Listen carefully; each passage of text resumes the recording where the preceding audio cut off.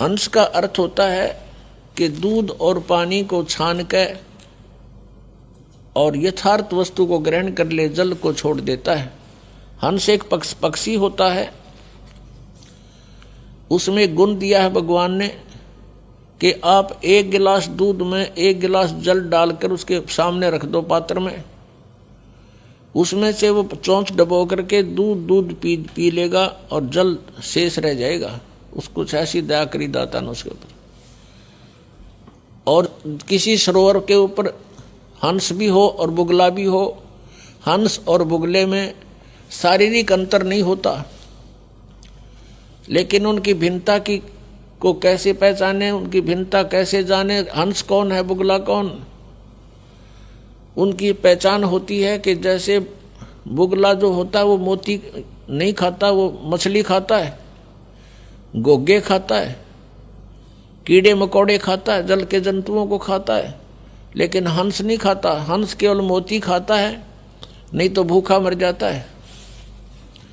तो कहने का भाव ये है, विकार तो ये मछली और अन्य कीट समझो, और निर्विकार यानी जो बुराइयां ना करे, बीड़ी शराब मांस तम्बाकू चोरी जारी ठगी बकवाद, ये ना करने वाला हंस होता है, और ऐसे करता है वो बुगला होता है। ऐसे ही मानव शरीर में भगत और अभगत का शारीरिक डिफरेंस नहीं होता, उनकी क्रियाओं से पता चलता है। तो हमने क्या कहा गरीबदास साहब जी ने कि राम सुमर राम सुमर हंसा।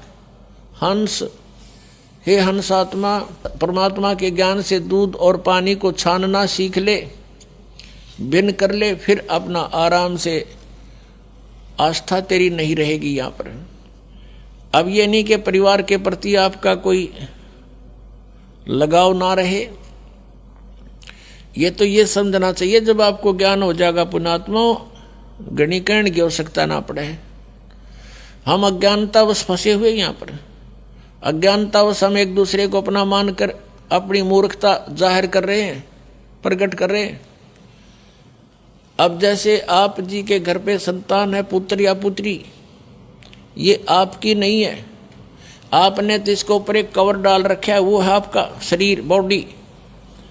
आप किसी की बच्चे पे या किसी की बेटी पे अपना कोई कपड़ा सिला के पहना दो उसको और फिर कहो मेरा है, तो कितनी समझदारी है आपकी। या समझदार को संकेत बहुत होता है।